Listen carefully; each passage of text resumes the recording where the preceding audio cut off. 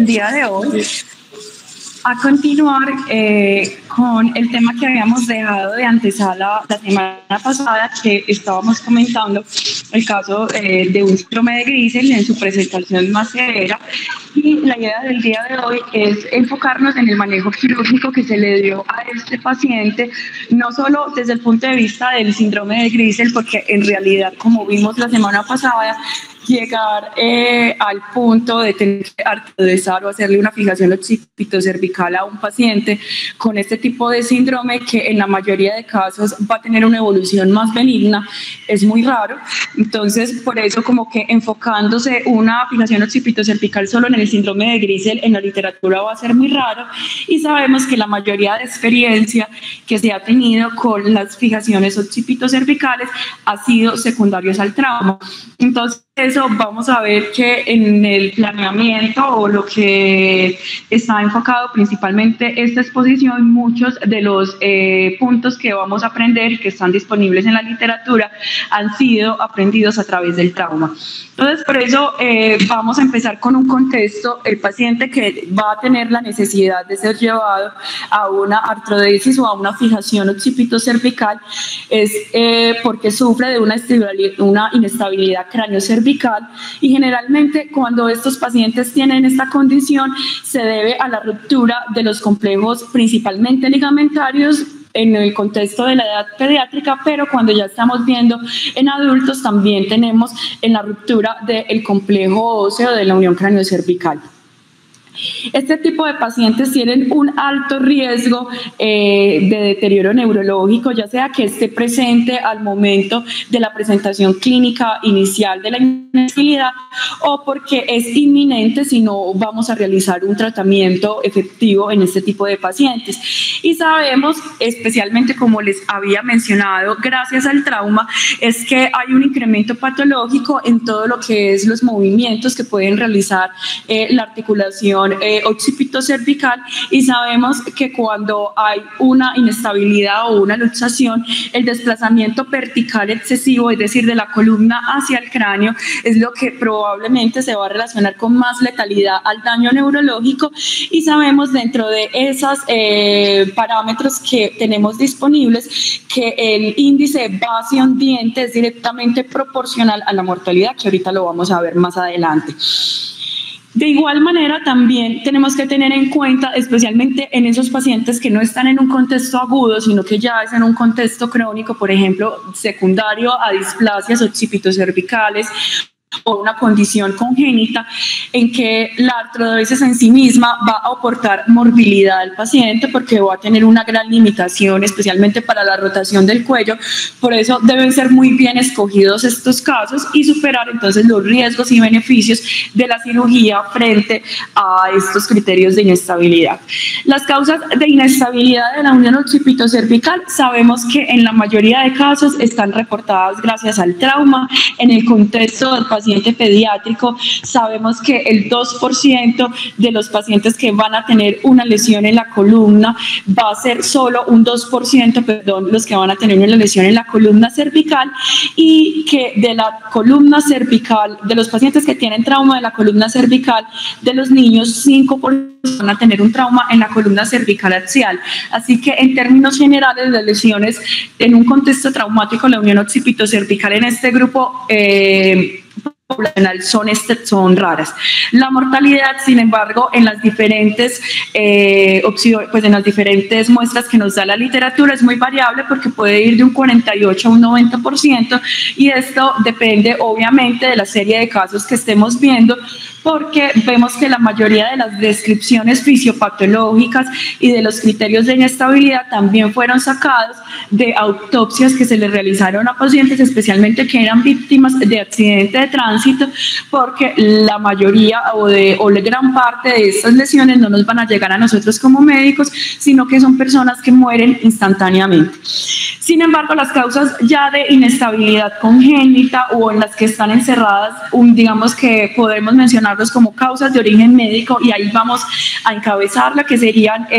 las infecciones, también las inestabilidades por displasias de la unión occipitocervical, displasias del cóndilo o de S1, van a ser porcentaje mucho menor de todas las causas de inestabilidad de la unión occipitocervical, e incluso menor de un 5%. Entonces, vamos a empezar con los puntos prácticos cuando vamos a llevar un paciente pediátrico a una artrodesis occipitocervical. Primero, es que el niño es una persona en desarrollo y por lo tanto estamos hablando de una columna vertebral en desarrollo. Sabemos que la columna vertebral tiene 3 estadios de desarrollo desde el periodo embrionario hasta que terminan los procesos de osificación y se divide en un desarrollo membranoso, que generalmente en nosotros es un desarrollo intrauterino, el cartilaginoso, en el que sí vamos a poder estar expuestos, especialmente en niños más pequeños, cuando están terminando o se están produciendo estos procesos de sicondrosis entre los diferentes huesos,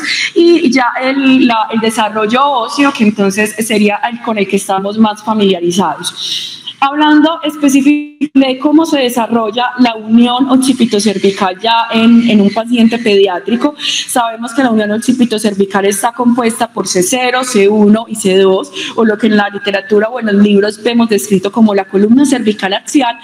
En el occipucio, o lo que comprendía C0, tenemos 4, o está formada por 4 huesos principalmente: la pars basilar, que está anterior, o es esta porción anterior al foramen magno; la pars lateral, que van a corresponder a estas 2, que internamente se va a corresponder a ese tubérculo yugular y que van a estar al lado de cada agujero magno; y la pars escamosa, que entonces va a corresponder a la parte posterior del agujero magno. Y existen 2 periodos de sicondrosis grandes de estas pars que suceden en la porción más posterior, es decir, entre la parte escamosa y la porción posterior de la pars lateral, que ocurre entre los 1 y 3 años. De sicondrosis hablamos que es el proceso ya de osificación de esta región, y la occipital anterior, es decir, entre la basilar y la lateral, ocurre más tardíamente, en un periodo de 3 a 7 años. Lo mismo varía en lo que tiene que ver en el desarrollo óseo de las vértebras C1 y C2. Entonces, C1 principalmente tiene 2 periodos grandes de osificación. Cuando nacen los niños y vamos a hacer, digamos que por cualquier condición, un proceso de una tomografía, vemos que incluso es un poco difícil identificar lo que sería esta porción del arco anterior de C1, porque la osificación y la presentación en las imágenes diagnósticas en un periodo más o menos de 3 a 5 meses. Pero los principales puntos de osificación de C1 van a estar principalmente comprendidos por las masas laterales y las porciones de la masa lateral, que terminan completamente su osificación a los 8.5 años. C2 tiene un proceso de osificación un poco más complejo, porque tiene unos puntos de osificación mucho más amplios, y básicamente se van a dividir entre lo que sería el cuerpo de C2 y la odontoide. Sabemos y estamos un poco más familiarizados con el proceso de osificación de la odontoides, precisamente porque es la base de la patología o del oso odontoideo, pero en términos generales hay 2 puntos grandes. Primero, que esta punta de la odontoides más o menos termina la unión con el cuerpo del diente dentro de los 3 a 6 años, y termina de fusionarse todos estos 2 sicondrosis, esta sicondrosis central y estas 2 porciones óseas del hueso, en un periodo de hasta 12 años, aunque hay partes en la literatura que dice que ya empieza a ser un poco más raro. Este proceso supera más de los 9 años. Y las sicondrosis dorsocentrales, es decir, cuando unimos el diente con el cuerpo de la odontoides, va a suceder aproximadamente hacia los 6 años. No solo entonces hay un desarrollo óseo que cambia en las imágenes y en la interpretación de las imágenes de los niños, sino que también el desarrollo articular, especialmente de la columna cervical. Y es porque todas las articulaciones que comprenden la columna cervical, tanto la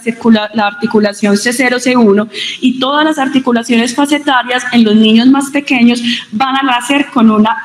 orientación completamente horizontal, como lo estamos viendo en esta primera porción de la imagen. Y a medida que el niño va creciendo, esta articulación y las articulaciones facetarias también van adoptando una disposición mucho más medial y vertical, que es lo que en últimas ya podemos ver en los adultos, por ejemplo en esta imagen a los 17 años, donde ya vemos una articulación completamente verticalizada hacia medial. Esto es importante porque también con respecto a las articulaciones facetarias podemos ver que en niños menores de 6 años, por esta disposición de las facetas, hay unos cambios en las radiografías de columna cervical, presentándose un fenómeno de pseudoluxación que puede estar presente hasta los 6 años y que usualmente se ve este fenómeno entre las vértebras 2 y 3, aunque también se han descrito en menor medida entre 3 y 4 e incluso casos un poco más raros como 5 y 6, y esto se debe específicamente a este fenómeno. Una de las claves para identificar si es un fenómeno de pseudoluxación, que como les dije se explica por la morfología que empieza a adoptar la columna y las articulaciones facetarias, es que la línea espinolaminar, esta que tenemos aquí en la porción inferior, perdón, en la porción más posterior de la columna, siempre debe tener como una disposición y no debe haber en el segmento donde estamos observando esa pseudoluxación una distancia mayor de 1.5 milímetros entre la lámina y donde iría el componente de la línea.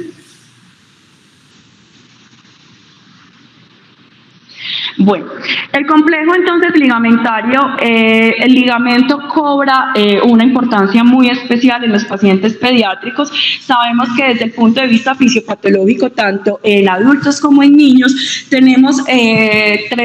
ligamentos protagonistas. El primero sería la membrana tectoria, lo que serían los ligamentos alares y los ligamentos transversos, que los podemos ver en las siglas dibujados en las imágenes, porque son los ligamentos que más van a estar involucrados, especialmente la membrana tectoria, en los mecanismos de flexión y de limitar la rotación de la columna cervical, y los ligamentos alares y los ligamentos transversos también interfiriendo en lo que sería la rotación de la columna cervical. Entonces, como vemos, lo que ya habíamos mencionado, la membrana tectorial nos va a contribuir a la flexión, la rotación axial y la flexión lateral de la columna, y esta flexión lateral de la columna va a ser muy importante tener íntegros los ligamentos alares, porque son los ligamentos alares los que precisamente nos van a limitar que ocurra esta flexión lateral. Entonces sabemos que dentro de nuestro algoritmo diagnóstico, usualmente cuando tenemos un paciente, no solo niño sino también adulto, para evaluar los componentes de la unión occipito-cervical tenemos algunas variables de la anatomía ósea, de los parámetros y de los espacios que hay entre las articulaciones que puede predecirnos, pero obviamente ver la morfología de los ligamentos en la resonancia nos va a ayudar también a predecir si hay ruptura o no de estos ligamentos, especialmente las hemorragias, y por lo que puede, o el fenómeno de hiperintensidad en la secuencia STIR que se puede ver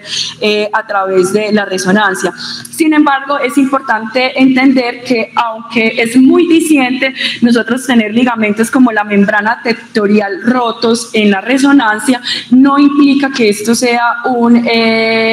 signo patognomónico o que sea un requisito para que los pacientes sean diagnosticados con una luxación de la unión occipito-cervical. Hay algo muy importante en el niño y que de hecho lo habíamos comentado en la exposición de la semana pasada, y que tiene que ver con la fisiopatología de por qué se presenta el síndrome de Grisel y en un contexto del trauma, por qué existe esa presentación clínica en el niño. Y es que los ligamentos en el niño nos van a aportar menos fuerza de carga, es decir, a comparación de un adulto yo voy a necesitar una carga menor, que en esta gráfica, por ejemplo, que es como de un librito de física, es representado por la fuerza de tracción que hacen las manos. Para yo dañar ese ligamento voy a necesitar una fuerza de carga menor. Va a aumentar la capacidad de soportar las fuerzas de carga del ligamento mientras más años tenga el individuo. Sin embargo, el desplazamiento o la capacidad del desplazamiento que ocurre con la tracción va a disminuir con la edad, es decir, que los ligamentos de los niños se pueden elongar muchísimo más que los ligamentos de un adulto, y esto es la explicación de por qué a principios de los años 90 se describió el fenómeno del Sigüora, en el que se veían pacientes que no tenían alteraciones morfológicas en las radiografías, no tenían signos o ni de inestabilidad ni tampoco tenían signos signos de fracturas. Esto estaba descrito a nivel de toda la columna, pero sí tenían un déficit neurológico. Obviamente este fenómeno ya ha sido muchas veces redefinido por la presencia de la resonancia, y la explicación es porque el tejido nervioso no tiene una tracción igual a la de los ligamentos del niño, es decir, que con los mecanismos especialmente de trauma, que generalmente estamos hablando que para las inestabilidades occipitocervicales son traumas en extensión del cuello, el tejido nervioso falla en la tracción y se rompe mucho antes de lo que se va a romper el ligamento del niño. Ya viendo entonces estas condiciones especiales del niño, entonces vamos a ir al segundo paso, que es el diagnóstico. Ya estas condiciones especiales nos sirvieron para identificar los cambios que podemos ver en estas tomografías, no confundir la sincondrosis con fracturas o algunas otras alteraciones, pero entonces ahora vamos a lo que serían estos parámetros de inestabilidad. Y yo creo que estas 4 variables todos hemos estado expuestos en algún momento, ya sea porque las hemos utilizado en alguno de los pacientes o porque las hemos estudiado. Entonces una de ellas es el intervalo base-ondiente, que lo estamos observando en esta primera parte de la gráfica, y vemos que hay uno de los protagonistas principalmente es el ligamento apical, aunque está descrito que el ligamento apical es como un ligamento vestigial en los seres humanos y que realmente no tiene como un papel demasiado importante como los ligamentos que ya habíamos mencionado. Usualmente no hay una división que es hecha para los niños, pero sabemos que en condiciones normales este intervalo no debe ser mayor de 12 milímetros tanto en niños como adultos. Esta relación entonces que vamos a realizar entre el bastion y lo que sería el bastion, y el arco de C1, en el que se hace una relación, como podemos ver acá, que sería esta línea entre la porción posterior de C1, del arco posterior, y aquí en la porción más medial hacia la región del occipital, esta relación debe ser menor o igual a 1. También el BAI, que es el intervalo entre el bastion axial, sí tiene una diferencia en los niños, y es que debería de ser no tendría una variabilidad tan grande en los niños, pero usualmente es de 12 milímetros, y es que de pronto no es tan popular, que es la medición de los espacios interespinosos entre C1 y C2 y establecer una relación que no sea menor de 2.5. Sin embargo, se han estudiado estos parámetros en la población pediátrica y se ha encontrado que carecen de una sensibilidad y una especificidad como nosotros esperaríamos ante una condición tan grave como una inestabilidad occipitocervical. Entonces aquí vemos la comparación que hacen, vemos que en este estudio están incluidos otras variables como las anormalidades en la resonancia de la membrana tectoria, que como vemos no son ni tan sensibles ni tan específicas, la presencia de sangre en el espacio epidural C1, C2, las hemorragias subaracnoideas a nivel de la unión bulbomedular o incluso en la parte también más inferior del tallo cerebral. Vemos que es muy sensible la presencia de mielopatía a nivel de C1, C2, pero tampoco es tan específica, y eso lo vemos también especialmente por el SIWORA, o ese fenómeno que habíamos visto de la respuesta y la laxitud que tienen los ligamentos. Sin embargo, todas estas variables que habíamos visto podemos observar que carecen de una sensibilidad muy baja, aunque pudiesen llegar a ser un poco más específicas. Por eso, entonces, en los diversos estudios se buscó acercarse a cuáles eran las variables en las imágenes diagnósticas que más nos acercaban en los niños a predecir cómo era la inestabilidad occipitocervical. Y podemos observar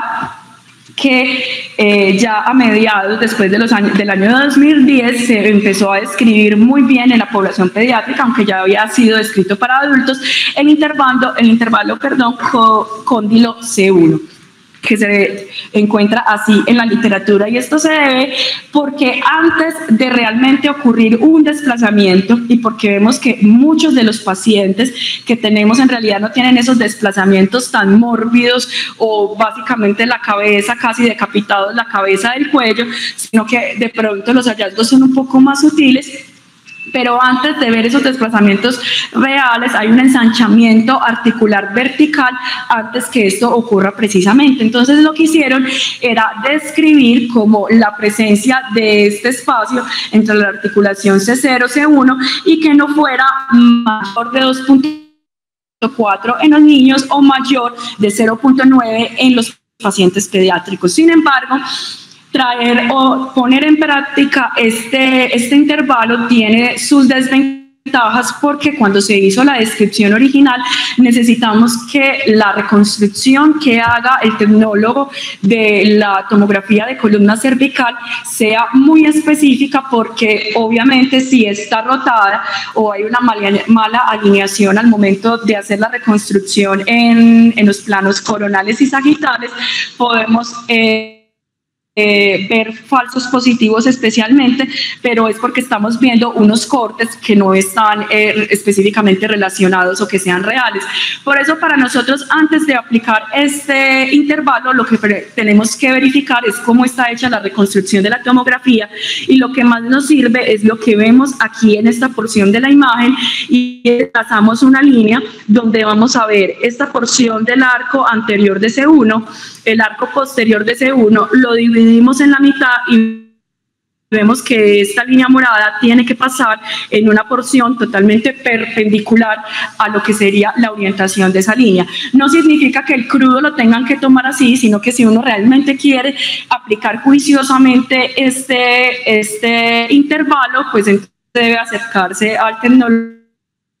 para que él le haga el favor de reconstruirla ya después de haber tomado los crudos. Y vemos cómo entonces se van a realizar los diferentes cortes y medidas y se van a ver reflejados ya en un punto de vista axial, en un coronal y en un sagital, cómo pudimos haber tenido la reconstrucción de la columna habiendo aplicado entonces estos criterios para que nos quedara completamente perpendicular. Hace parte de unos ejemplos del estudio que se hizo en niños y se comparó cómo en un paciente de 4 años que tenía los parámetros normales, todos los que vimos al principio, vimos que el intervalo C1, cóndilo C1, tenía una distancia izquierda de 7 milímetros, vemos que los tenemos que medir en las dos cortes, tanto en el coronal como el sagital, y en el derecho de 8 milímetros, y esto le daba un diagnóstico muy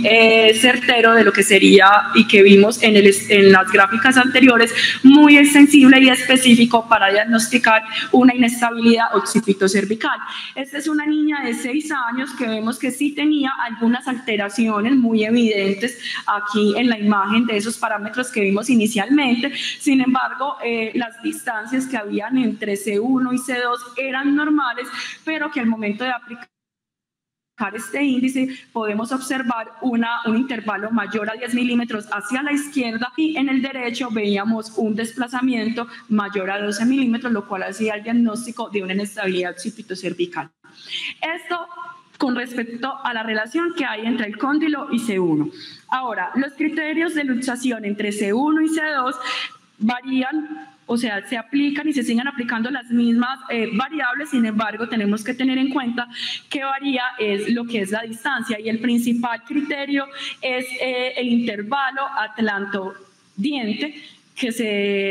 se puede observar muy bien en un ejemplo que les traigo de un caso en el que tuve la oportunidad de participar entre la distancia que hay entre el diente y el arco posterior de C1. Se tolera que sea menor de 3 milímetros en adultos y en niños hasta 8 años no debe ser mayor de 4.5 milímetros. Ya después de los 8 años deben de adoptar las medidas de los adultos, es decir, que debe ser inferior a menor de 3 milímetros. Y obviamente en este caso, que es también un síndrome de Grisel y en el que hay una luxación C1-C2, en este cambio y en esta simetría que hay a nivel de rotacional con respecto a la distancia que hay entre la odontoides y las masas laterales. Bueno, ya después de habernos acercado al diagnóstico, entonces vamos a pasar al manejo.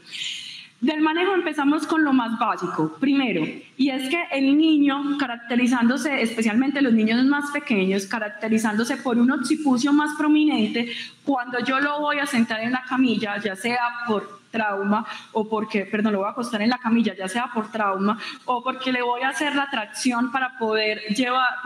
intentar reducirlo y llevarlo a cirugía, tengo que tener muy en cuenta la relación entre el occipucio y el cuello, y es porque si yo dejo a este niño en una tabla rígida o en una camilla rígida, sin una protección aquí en la parte posterior, ponerle como una almohadita en los hombros, por el occipucio tan prominente, el cuello va a quedar en flexión y especialmente en los pacientes con trauma, esto puede aumentar y empeorar la luxación. Entonces, partimos desde lo más básico de evaluar cómo tiene que ser la posición del paciente, incluso cuando lo tenemos en la unidad de cuidado intensivo, y es no solo ir hacia la inmovilización del cuello. Sabemos que la inmovilización del cuello en todos los pacientes debe ser no solo con el collar de Filadelfia, sino que tiene que haber una limitación para la rotación del cuello, porque yo creo que todos en algún momento nos hemos puesto un collar de Filadelfia, así sea para ensayar cómo se siente, y vemos que el collar es muy bueno para limitar lo que es la flexión y la extensión, pero la limitante en la mayoría de collares que están disponibles en el medio es la rotación del cuello. Todavía se puede presentar con el collar, y la rotación es el principal movimiento que nosotros tendríamos que inmovilizar en la articulación, occipitocervical. Por eso, la indicación en estos pacientes, por ejemplo, cuando los vamos a tener en una unidad de cuidado intensivo, es la inmovilización con el collar cervical y evitar el movimiento rotacional poniéndole como unos saquitos de arena laterales, y lo que les estoy mostrando en la imagen, en tratar en los niños más pequeños de proteger el occipucio para que no nos vaya a dar una flexión inadvertida de la columna. Ahora vamos a hablar de la tracción cervical. Sabemos que la tracción cervical en el contexto del trauma, tracción con los ganchos del cabezal, con el arco que conocemos, es básicamente una contraindicación o no está recomendado mucho en la literatura en el contexto de un trauma, porque puede exacerbar o puede empeorar la distancia entre T0 y C. Sin embargo, en nuestro medio y para niños tan pequeños, lo que nos recomienda la literatura es tener el alochaleco como el que estamos observando en esta parte de la imagen. Sin embargo, el alochaleco está disponible para adultos, aunque es difícil de conseguir, pero para niños y especialmente para niños tan pequeños no está disponible. Por eso nosotros tenemos que armarnos si existe la necesidad de traccionar a este paciente o de realizar una inmovilización previa, y lo que utilizamos en este paciente del síndrome de Grisel específicamente fue hacer como una tracción mixta, y era en el uso del collar de Filadelfia con la tracción. Sabemos que las tracciones cervicales entonces tienen que tener unos parámetros muy específicos. Primero, que los tornillos que vamos a utilizar sobre ese arco deben ir en el mismo eje de la columna, es decir, que los tornillos deben estar ubicados a nivel de la eminencia parietal para que la tracción al momento de ejercer la fuerza con las poleas sea ejercida la misma fuerza en el eje de la columna. Entonces, los tornillos, que es lo que tienen el contacto con el cráneo, serían entonces los que deberían de estar a nivel de la eminencia parietal. Cuando nosotros tenemos un paciente traccionado, en este caso en los pacientes que tienen luxaciones C1, C2, que es como la principal indicación en este caso, porque realmente en las C0, C1 sí está muy debatida, entonces tendríamos que hacer algo muy estricto en el seguimiento. Lo primero es saber cuánto peso le vamos a poner a la tracción, ya sabemos cómo ponerla. Entonces, en términos generales, los usos de las tracciones en los niños se calcula de acuerdo al peso corporal del paciente. Sabemos que la columna cervical no debe ser superior al 10%, y cuando hay necesidad de utilizar tracciones, por ejemplo, para la corrección de cifoescoliosis en pacientes, Entonces sabemos que en la columna dorsal no debe ser mayor al 30%, pero cuando queremos hacer tracciones para la unión toracolumbar podemos utilizar hasta el 50% de los pacientes. El objetivo o el principio por el que funcionan las tracciones en la columna es porque la columna tiene una respuesta gracias a esa laxitud que puede tener los ligamentos en lo que sería reacomodar o, sí, por decirlo de algún punto de vista, reacomodar la posición de los componentes óseos gracias al sostenimiento que tiene la columna con los ligamentos. La tracción obviamente debe ser realizada intrahospitalariamente, o esa es la recomendación, por ejemplo la que realizamos en este caso, y el paciente debe ser evaluado todos los días para lo que es la funcionalidad de pares craneales y la fuerza muscular segmentaria, porque sabemos que la tracción tiene riesgos especialmente del deterioro neurológico durante el proceso. El aumento de peso, si existe la necesidad de aumentarlo, debe ser progresivo y hasta alcanzar las metas, por lo tanto debemos de tener un plan de imágenes diagnósticas, usualmente radiografías, porque se le van a hacer mucho al paciente y la idea en ahorrar radiación, en radiografías periódicas para evaluar si hay una subluxación o si por el contrario pueden ocurrir fenómenos de sobredistracción. Disculpen. Lo siguiente que hay que evaluar en los pacientes todos los días es preguntarle si tiene presencia o síntomas relacionados con dolor cervical, con síntomas relacionados con hiperextensión del cuello o síntomas relacionados con el déficit de pares bajos como la disfasia. La tracción, entonces, como estábamos hablando, especialmente en la población pediátrica, no está exenta de, no está libre de riesgos. Lo primero es que, o los riesgos que más estamos comúnmente asociados están relacionados con los pines. Por ejemplo, como vemos aquí en esta imagen de la literatura, de un pin que golpeó el ojo del paciente, o el principal temor es que a veces la fuerza de los pines puede atravesar el cráneo e incluso generar fenómenos de hemorragias intracraneales o emfiemas. Sin embargo, estas complicaciones de las tracciones las podemos evitar si sabemos, de acuerdo al peso del niño, cómo debemos de calcular la fuerza. Primero, es que mientras tengamos los pines que sean separados en un espacio de 1 a 2 centímetros, vamos a evitar que con poquitos pines aumente la fuerza que le tengamos que dar a la tracción hacia un solo tornillo, y con eso evitamos precisamente que el tornillo penetre la tabla interna del cráneo. Entonces, usualmente en los niños utilizamos pines entre 8 y 10 en las prominencias óseas, y en pulgadas, entonces, para calcular, o los newton o las libras que le vamos a calcular el peso del paciente, depende, perdón, que le vamos a calcular para ponerle el paciente, depende específicamente del peso. La fórmula es muy similar al cabezal, serían 2 libras por kilo de peso del paciente. También existen las fórmulas para calcularlos en pulgadas, y esto es lo que nos permite como calcular el peso del niño. Una de las, digamos que, medidas que a veces utilizamos en los adultos para poner, por ejemplo, los marcos, o para poner también las tracciones en los adultos, que es cuando perdamos la fuerza de enroscar el tornillo con un solo dedo, no es muy práctica en los niños, porque precisamente podemos aumentar la fuerza de la tracción, y por eso tenemos que tener entonces muy en cuenta lo que serían las pulgadas o los newtons que vamos a aplicar en la tracción cervical. Los métodos para hacer tracción, como podemos ver, son muy variables los que están disponibles, especialmente en los centros que hacen deformidades. Vemos que hay sillas de ruedas con tracciones cervicales, también están el sistema con halo conectado a la camilla en el que se puede hacer la tracción, y también en los caminadores, y es porque el objetivo, especialmente en cirugía de deformidades, cuando vamos a tener una tracción, es que el paciente esté casi que 23 horas al día conectado a la tracción para que pueda realmente tener un tratamiento efectivo, y por eso de aquí la presentación de todos estos tipos de halo para tracción. Lo otro es ahora, entonces, ya tenemos al paciente traccionado, estabilizado, entonces sabemos que tiene indicación quirúrgica, entonces, ¿qué tipo de artrodesis vamos a seleccionar? Entonces, esto puede ser problemático porque sabemos que aunque cada vez aumenta más la disponibilidad instrumental pediátrico con el perfil adecuado para este tipo de población, de pronto a veces tenemos dificultades en el medio para que esté disponible o pasan cosas tan irracionales como si el instrumental está disponible pero la aseguradora no se lo cubre porque usualmente por la disponibilidad son un poco más costosos que incluso un instrumental de adulto.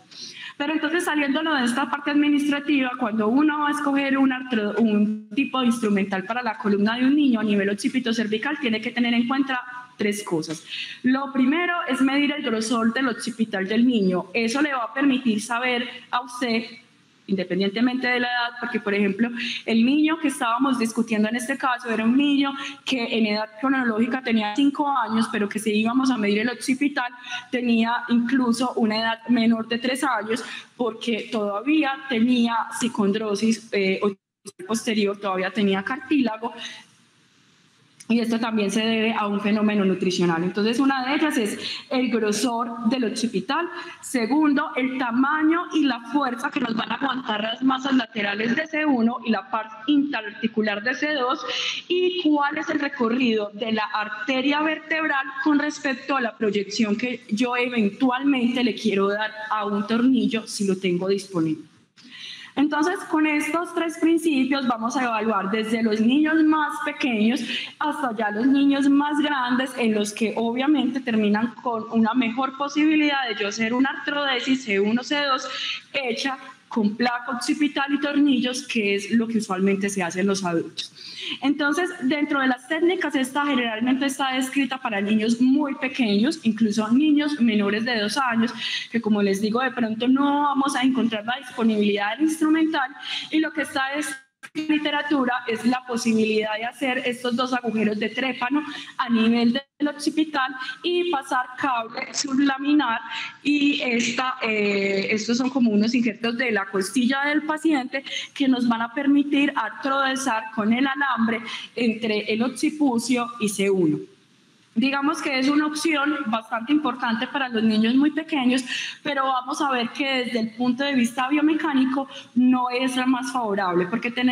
cuando tenemos una luxación occipitocervical de cualquier origen en niños más pequeños, la idea de asegurar una ventaja biomecánica a esta artrodesis es yo lograr descender el nivel de la instrumentación al menos hasta C3, e incluso en algunos casos muy específicos se recomienda descender el nivel de la artrodesis hasta C4, precisamente para lograr esta ventaja biomecánica. Además que sabemos la dificultad que puede haber alambre cuando son láminas tan pequeñas y tan delgadas, y por eso aquí vemos en la imagen 6D que les traigo de la literatura que pueden haber distintas formas de como de unir los alambres, precisamente si yo quiero evitar el daño de la lámina o el daño del espacio epidural porque roce con el alambre. Hay otras técnicas que también han sido descritas, por ejemplo, este injerto de cresta ilíaca, como vemos aquí específicamente es para C1 y C2, aquí no estamos haciendo una artrodesis al occipital, en el que es una técnica modificada porque también se ha descrito que para lograr unas fusiones más favorables en niños más pequeños, los injertos óseos que vamos a poner o deben ser muy abundantes o deben ser muy sólidos y grandes, y por eso se prefieren injertos de cresta ilíaca y no tanto el injerto corticoesponjoso molido que sí utilizamos entonces con los niños, con las personas más, con los adultos. También hay otras descripciones con respecto a la trayectoria de este tornillo del istmo desde C2 dirigido hacia C1. Sin embargo, es un tornillo que en la literatura se describe como difícil, y por eso digamos que tampoco está muy bien estudiado o comparado en los diferentes textos. Sin embargo, cada vez más hay dispositivos, ya sean de placas occipitales especialmente, que están diseñados para el tamaño de los niños, y para uno escoger el dispositivo o la placa, entonces tiene que hacer como las medidas no solo del grosor del occipital, pero sino también identificar esta porción del occipital que más superficie ósea tiene, y por eso más seguro va a ser poner ahí la placa y más diámetro bicortical va a tener para que la placa quede quede bien adosada al occipital.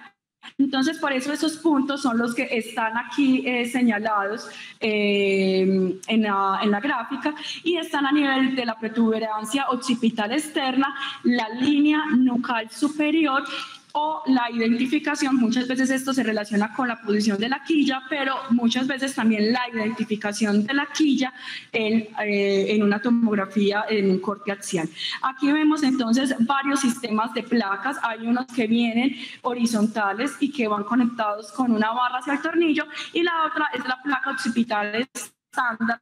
que conocemos. Muchas de estas placas no solo vienen con sistema para poner el tornillo como lo traen los adultos, sino, por ejemplo, este sistema que estamos viendo acá, que son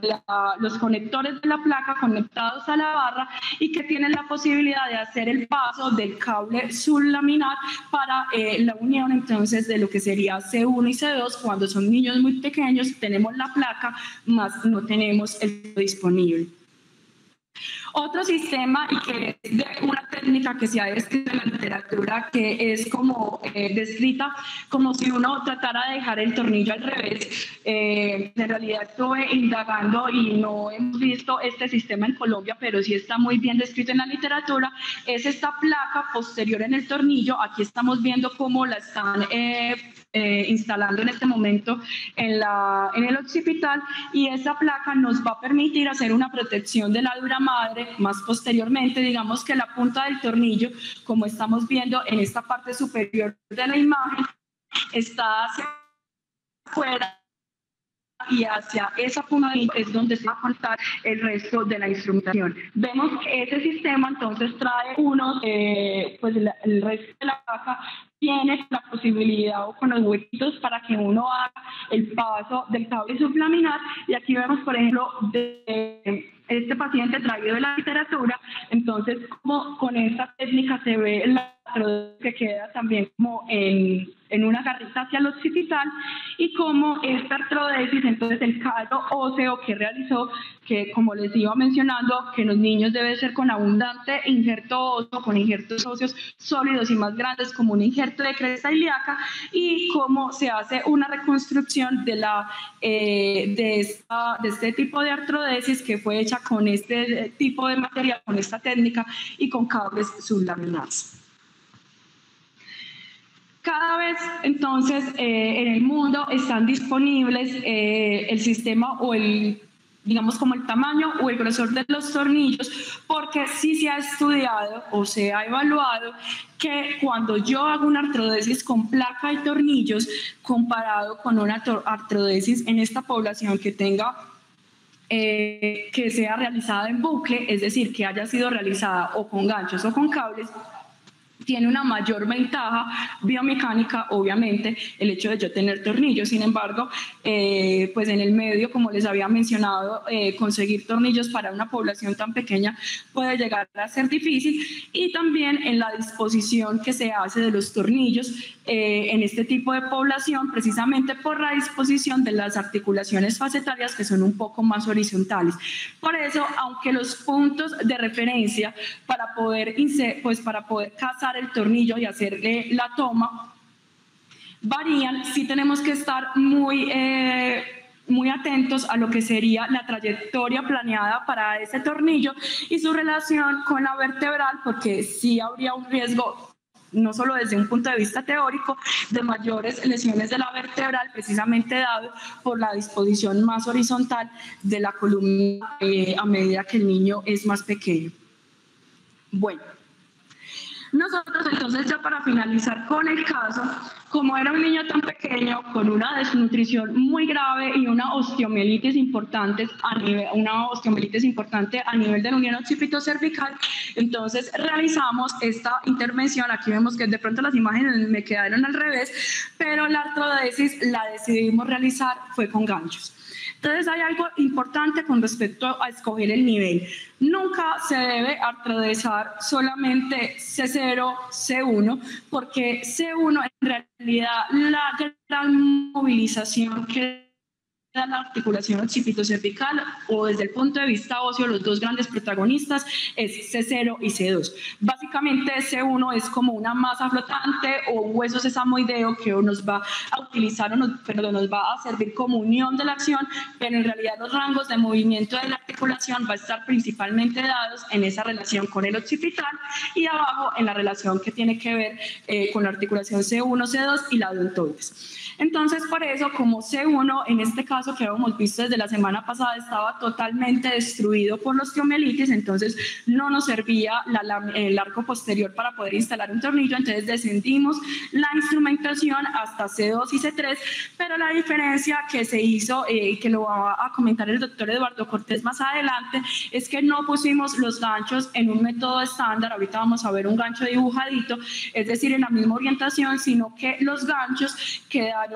mirándose como el uno al otro para que fueran posicionados como en un estilo de garra, es decir, es una instrumentación de tipo bucle porque es el principio general de lo que se haría, por ejemplo, en una instrumentación con los alambres y el injerto de cresta ilíaca que les mostré inicialmente, sin embargo, hace una garrilla por la posición en la que están los ganchos. Entonces aquí podemos ver los ganchos del paciente y ya finalmente entonces cómo pusimos los ganchos y conectados a las barras junto con la placa occipital del paciente.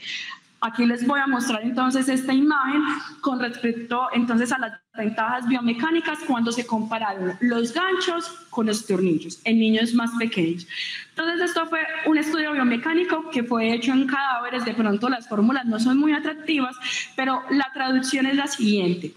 El gancho, la ventaja biomecánica que nos ofrece es que hay una mayor superficie de contacto del material de osteosíntesis con la vértebra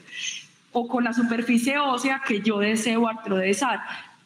Esa mayor superficie del contacto es lo que les mencionaba que era la ventaja biomecánica que da el gancho. Sin embargo, la técnica pues que nosotros hicimos no ventaja biomecánica que puede haber básicamente uniendo como la parte más cóncava del gancho la una con la otra, pues no estaba específicamente en ese estudio, pero digamos que en la literatura casi no se encuentra lo que serían las artrodesis con ganchos. Mientras que en los tornillos, y por eso también ha cambiado un poco la morfología de lo que sería el torque, la idea hacia esa ventaja biomecánica que nos daban los ganchos de aumentar la superficie de contacto del material con el hueso, se está haciendo precisamente con la modificación o los cambios de las roscas de los tornillos que estamos evaluando.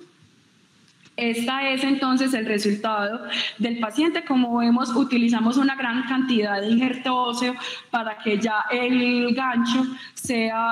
pueda como mejorar la posición y mejorar la fusión a este nivel. Algo muy importante que está descrito para las técnicas que la artrodesis es tipo bucle, es decir, que está hecha con ganchos o que está hecha con alambre, es que el paciente, como tiene un más riesgo de pull-out del material de osteosíntesis, mientras se hace la fusión o se empiezan los mecanismos de fusión de este sistema, la idea es precisamente que el paciente sí conserve la movilización, ya sea en este caso con un collar cervical, para evitar movimientos excesivos de la columna y que termine botando los ganchos. Bueno, ya como conclusiones para dar paso a la discusión, entonces, esta gráfica o esta tabla lo resume todo. ¿Qué tiene que tener los pasos para uno evitar y que la artrodesis occipitocervical en el niño sea exitosa? Primero, la posibilidad o hablar con el anestesiólogo, la evaluación preoperatoria y la disponibilidad de hacerlo con un laringoscopio para la intubación del paciente y que no ocurra un deterioro por la excesiva extensión del cuello cuando van a hacer la intubación. Lo segundo es tratar de evitar el déficit neurológico, y es saber que la mayoría de estos pacientes, si nosotros los llevamos a una inmovilización previa con halo, la idea es que los llevemos con el mismo halo a cirugía para evitar movimientos o una tracción mucho más, un movimiento mucho más fuerte y que con esto empeore el déficit neurológico, y también el uso de potenciales somatosensoriales intraoperatorios para tratar de predecir el daño. Lo segundo es también lo que tiene que ver con la estabilidad muscular que dan los diferentes músculos hacia las vértebras. Es decir, por ejemplo, en los niños en los que usted va a hacer un Chiari o una descompresión occipital C1,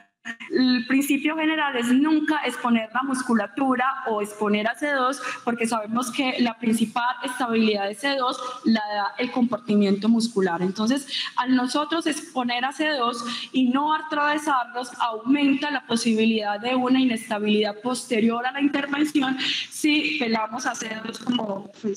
dicho más coloquialmente, y no lo estabilizamos. Lo segundo, entonces sabemos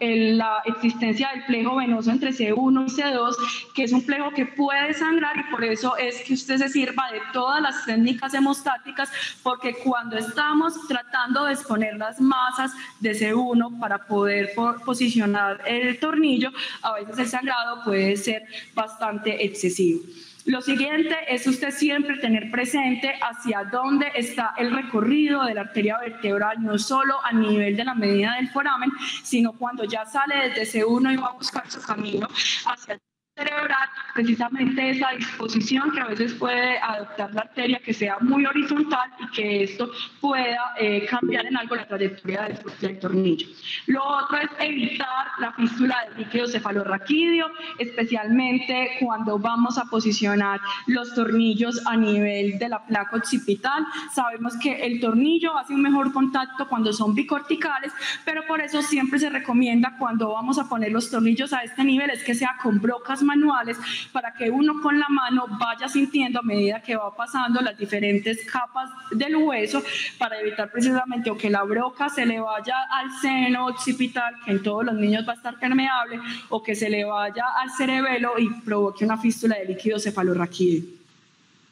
Y lo otro es tratar de entender que precisamente por la trayectoria de las articulaciones, por el tamaño de las vértebras, o porque de pronto las masas laterales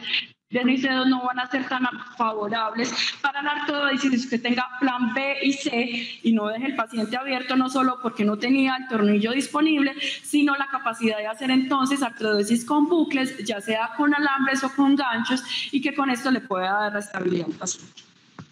Listo, muchísimas gracias. Quedo atenta a la discusión y comentarios. Danielita, muchas gracias. Muy interesante la conferencia. Te hago una pregunta, Danielita. En estos casos es recomendable.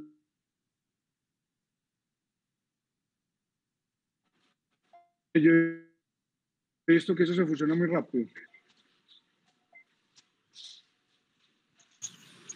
Hola, profe. Pues dentro de lo que revisa no había como tal una recomendación adicional a llevar al paciente a tirar la instrumentación, especialmente porque en las artrodesis con bucle se ha visto que el crecimiento del paciente no se ve tan comprometido como se podría con otro tipo de artrodesis. Entonces no estaba, o dentro de lo que revisé, no lo daban como una recomendación así el paciente ya estuviera fusionado. Pero no sé si de pronto o el doctor Gustavo o el doctor Eduardo, que veo que están conectados, tengan alguna opinión adicional.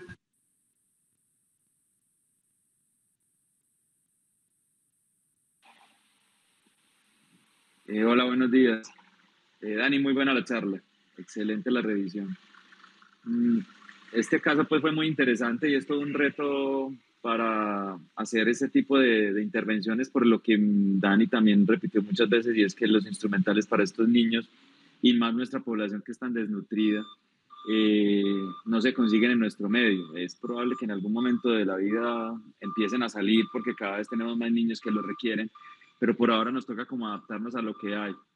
En cuanto a la pregunta de Nacho, la verdad es más como cuestión del seguimiento y del crecimiento para tomar las decisiones de quitarlo o no. Lo que ve uno es que en general, si van a pedir que uno lo retire, a los 2 años están pidiendo que lo retiren, o porque le empieza a doler, o porque le molesta, o porque ve que se salen. Entonces es más darle el tiempo con el seguimiento para tomar la decisión.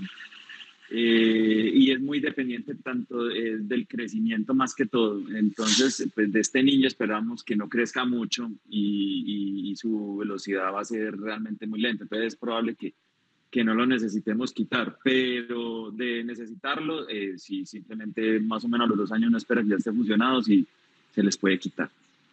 En cuanto a la técnica que estaba describiendo Daniela, pues básicamente es un híbrido que saqué como de mi poca experiencia, pero ha sido como muy útil. Y es que yo recuerdo que cuando estaba residente, el profe Giraldo, el profesor Jorge Giraldo, las dorsales superiores armaba en un híbrido para fijar la columna dorsal,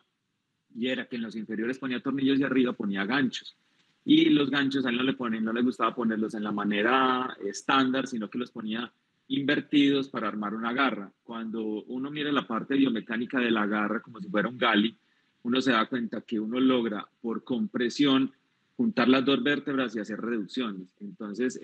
me acordé de eso y me acordé del gali, y lo que hice fue hacer un híbrido de un gali con ganchos. Entonces uno arma la misma técnica como cuando uno está armando un gali, incluyendo el occipital. Cuando arma la garra, pone la barra y hace la reducción por compresión, y luego pone el hueso. Llevo ya unos 6 años haciéndolo con los pacientes que tienen esa inestabilidad. Hasta el momento me ha ido muy bien. No se sale el sistema, lo toleran bien, se logra la reducción, mejoran los síntomas. En general me ha ido muy bien. La verdad estoy esperando el tiempo que pase, o sea, que estos pelados lleguen adultos y mirar qué pasó con todos ellos para hacer la publicación. Pero llevo ya varios años haciéndolo con los morquios, los Erles Danlos, los acondroplásicos, y pues y este es el primer grisel que hago pues con esa técnica. ¿Qué tipo de injerto prefieren para hacer una función occipitocervical? ¿Autólogo, heterólogo o matriz ósea desmineralizada? Nacho, como vos dijiste, estos niños se fusionan muy rápido y tienen una capacidad de regeneración ósea muy buena. Casi que con simplemente hacer la escarificación uno ya está teniendo la posibilidad de que se peguen. Yo lo que utilizo es cortico esponjoso de aquí del banco de tejido,